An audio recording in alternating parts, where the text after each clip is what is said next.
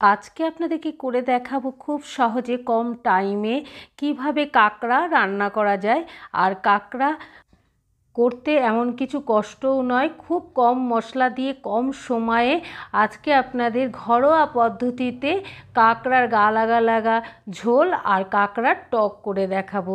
আর এই কাঁকড়াটা বাছতেও এমন কিছু কষ্ট নয় আর করতেও এমন কিছু টাইম লাগে না। আমরা অনেকেই ভাবি যে কাঁকড়া করা খুব মুশকিল, কিন্তু কাঁকড়া খুব সহজ আর ছাড়াতেও খুব একটা টাইম লাগে না। দেখুন কি সুন্দর নড়ছে আর খুব জ্যান্ত, আর খেতেও খুব সুন্দর এই কাঁকড়াগুলো। যাই হোক, কাঁকড়াগুলোকে আস্তে আস্তে প্রথমে একটু হালকা করে বাড়ি মেরে তারপর আস্তে আস্তে পাগুলোকে ভেঙে নিতে হবে, তারপর এইভাবে ছাড়িয়ে নিতে হবে। খুব সহজ এই কাঁকড়া ছাড়ানো, আপনারা একটু চেষ্টা করবেন তবেই দেখবেন পারবেন। এবার চলুন রান্নাটা শুরু করি।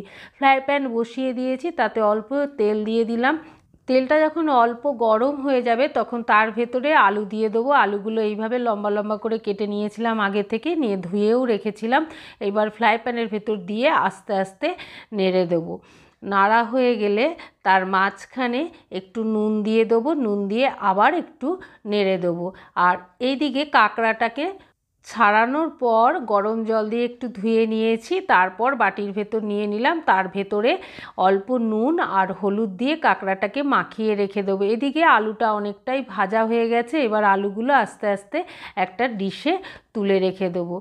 এইভাবে আলুগুলো যখন ভাজা হয়ে যাবে তখন ফ্রাই প্যানে আরেকটু তেল দিয়ে দেবো। তেল দিয়ে এর ভেতরে কাঁকড়াগুলো প্রথমে দিয়ে দেবো, দিয়ে একটু মিডিয়াম টু লো ফ্লেমে কাঁকড়াগুলো ভেজে নিতে হবে। এইভাবে কাঁকড়াটা যদি আপনারা আগে ভেজে নেন তাহলে খেতে খুব সুন্দর হয় আর গন্ধটাও খুব সুন্দর বেরোয়। আস্তে আস্তে কাঁকড়াগুলোকে নাড়তে হবে। নাড়তে নাড়তে কাঁকড়াগুলো দেখবেন যখন একটু লাল লাল হয়ে আসবে এদিক ওদিক ঘুরিয়ে ভেজে নেবেন, তাহলে ভালো হবে। তার মাঝখানে একটু মশলা করে রেখেছিলাম, আদা, জিরে আর গোটা ধনে, আর তার সঙ্গে একটু কাঁচা লঙ্কা দিয়েছিলাম, দিয়ে বেটে রেখেছি। আর এইদিকে কাঁকড়াটা ভাজা হয়ে গেছে, কাঁকড়াটাও একটা ডিশে তুলে নেব। তোলার পরে ফ্রাই প্যানে যেই তেলটুকুনি আছে তার ভেতরে আস্তে আস্তে পেঁয়াজ কুচি দিয়ে দেবো। আপনারা দেখে বুঝতে পারছেন এমন কিছু কিন্তু তেল মশলা দিইনি, খুব কম মশলা দিয়ে এই কাঁকড়াটা আপনাদেরকে ঘরোয়া পদ্ধতিতে আজকে রান্না করে দেখাবো। পেঁয়াজটা দেওয়া হয়ে গেলে পেঁয়াজটা নেড়ে নিয়ে একটু ভেজে নেবো, খুব বেশি ভাজবো না। অল্প যখন ভাজা হয়ে যাবে আগে থেকে যে মশলাটা বেটে রেখেছিলাম আপনাদের বললাম, আদা, গোটা জিরে আর ধনে, তার সঙ্গে কাঁচা লঙ্কা, সেই মশলাটা 1 চামচ দিয়ে দেবো। দেওয়ার পরে রঙের জন্য একটু কাশ্মীরি লঙ্কার গুঁড়ো দিয়ে দেবো। দেওয়া হলে তার ভেতর হলুদ দিয়ে দেবো 1/2 চামচ। আপনাদের যদি এই কাঁকড়ার রেসিপিগুলো ভালো লেগে থাকে তাহলে সাবস্ক্রাইব করে নোটিফিকেশানটা অন করে রাখবেন, যাতে সবার আগে আপনাদের কাছে যখন আমি কোনো ভিডিও ফেলবো তখন আপনাদের কাছে যাতে নোটিফিকেশানটা পৌঁছে যায়। এইবার ফ্রাই প্যানের ভেতর হলুদ দেওয়ার পর স্বাদ অনুসারে লবণ দিয়ে দিলাম। লবণ দিয়ে মশলাটাকে আবার একটু নেড়েচেড়ে ভেজে নিতে হবে। এইভাবে যতক্ষণ পর্যন্ত মশলা থেকে গন্ধ না যাবে বা তেল না ছাড়ছে ততক্ষণ পর্যন্ত মশলাটাকে আস্তে আস্তে মিডিয়াম টু লো ফ্লেমে ভাজতে হবে। এইভাবে যখন মশলাটা কিছুক্ষণ ভাজা হয়ে যাবে, অনেকটাই গন্ধ চলে যাবে, তখন আগে থেকে ভেজে রাখা আলু আর কাঁকড়াগুলো ফ্রাই প্যানের ভেতর দিয়ে দেবো। নিয়ে আস্তে আস্তে মশলার সঙ্গে মিশিয়ে নিতে হবে। খুব সাবধানে মেশাতে হবে, না হলে কাঁকড়াগুলো ভেঙে যেতে পারে। আর আজকে কাঁকড়াটা কেন বলছি ভেঙে যেতে পারে, কাঁকড়াগুলো যখন ছাড়াচ্ছিলাম খুব নরম ছিল, তাই আস্তে আস্তে কাঁকড়ার সঙ্গে আলু আর মশলাটাকে মিশিয়ে নিতে হবে, খুব সাবধানে করতে হবে।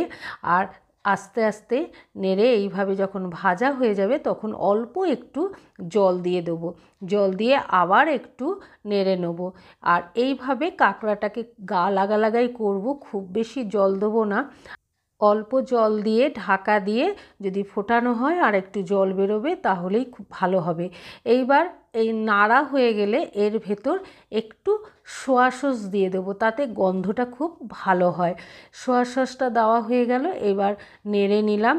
নেড়ে নিয়ে আবার একটু ভেজে নেব। এইভাবে ভাজতে ভাজতে যখন পুরোপুরি জিরের গন্ধটা চলে যাবে তখন আবার একটু জল দিয়ে দেবো। এইবার দেখুন আলুটা এখনও সেদ্ধ বাকি আছে, সেই জন্য একটু জল দিয়ে ফুটিয়ে নেব। এইবার একটু জল দিয়ে দিলাম, দিয়ে নেড়ে নিতে হবে। নেড়ে নিয়ে ওপর থেকে কাঁচা লঙ্কা 2-3টে দিয়ে দেবো। দিয়ে তারপর যখন কাঁচা লঙ্কাটা দেওয়া হয়ে যাবে ওপর থেকে কিছুটা ধনেপাতা দিয়ে দেবো। ধনেপাতাটা দেওয়া হয়ে গেলে আস্তে আস্তে মিশিয়ে নিতে হবে ঝোলের সঙ্গে। এইভাবে যখন ধনেপাতাটা দেওয়া হয়ে যাবে নেড়ে নিয়ে ধনেপাতাটা মিশিয়ে নেব। মিশিয়ে নিয়ে ঢাকা লাগিয়ে 10 মিনিট ফুটিয়ে নিলে গা লাগা লাগা হয়ে যাবে, তখন কাঁকড়ার ঝোলটা নামিয়ে নিতে হবে। তবে আপনারা বলুন আপনাদের এই রেসিপিটা কেমন লাগলো।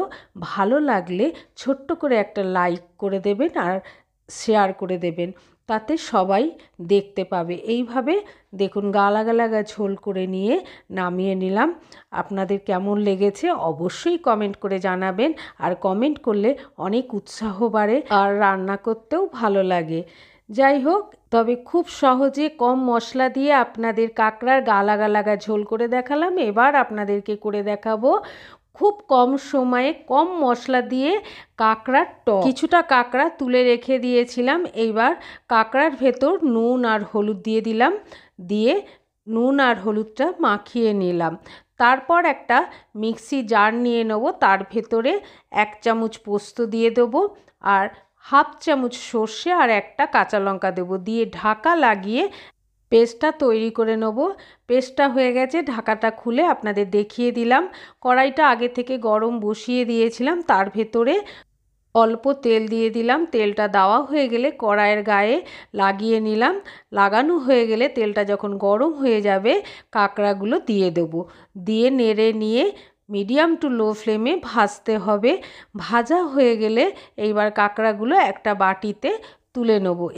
অনেকেই ভাবে কাঁকড়া রান্না করা খুব কঠিন আর ছাড়ানোও খুব কঠিন, কিন্তু খুব একটা কষ্টকর জিনিস নয়। যাই হোক, খুব সহজে এইভাবে রান্নাগুলো আপনারা করে খেতে পারেন, আর কাঁকড়ার ঝোল খেতে খুব ভালো লাগে। কড়াইয়ে কাঁকড়াটা তোলার পরে যে তেলটা ছিল তার ভেতরে কালো জিরে আর একটা শুকনো লঙ্কা ভেঙে দিয়ে দিলাম। যখন ভাজা হয়ে যাবে কালো জিরে আর শুকনো লঙ্কাটা, একটা পেঁয়াজ কুচি দিয়ে দেবো। পেঁয়াজ কুচিটা নেড়ে নিয়ে লাল করে ভেজে নিতে হবে। ভাজা হয়ে গেলে তখন এর ভেতরে একটা গোটা বড় টমেটো কুচিয়ে দিয়ে দেবো, দিয়ে নেড়ে নিয়ে একটু নুন দিয়ে দেবো। নুন দিলে টমেটোটা অনেকটাই সেদ্ধ হয়ে যাবে আর গা লাগা লাগা হবে। আপনাদেরকে দেখিয়ে দিলাম। এইভাবে মিডিয়াম টু লো ফ্লেমে টমেটোটা নুন দিয়ে বসিয়ে রেখেছিলাম। এই রকম যখন গা লাগা লাগা হয়ে যাবে তখন বেটে রাখা মশলাটা কড়াইয়ের ভেতর দিয়ে দিতে হবে, দিয়ে কিছুক্ষণ কষিয়ে নিতে হবে। কষানো যখন এইভাবে হয়ে যাবে তখন তার ভেতরে জল দিয়ে দিতে হবে। জল দিয়ে নেড়ে নিয়ে মশলাটাকে ফুটিয়ে নিতে হবে। ফোটানো যখন হয়ে যাবে তখন ভেজে রাখা কাঁকড়াগুলো কড়াইয়ের মধ্যে দিয়ে দেবো, দিয়ে নেড়ে নিয়ে 10 মিনিট ফুটিয়ে নিতে হবে। নিয়ে গা লাগা লাগা করে নামাবো। খুব একটা ঝোল মারবো না, অল্প অল্প ঝোল লাগবো। এইভাবে যখন গা লাগা লাগা হয়ে আসবে তখন আস্তে আস্তে একটা বাটিতে নামিয়ে নেব। এইভাবে আপনারা খুব সহজে অল্প সময়ে কাঁকড়ার গা লাগা লাগা ঝোল বা টক দুটোই করে খেতে পারেন। খেতে খুব সুন্দর লাগে, সময়ও খুব একটা লাগে না আর কম মশলাতেও হয়ে যায়।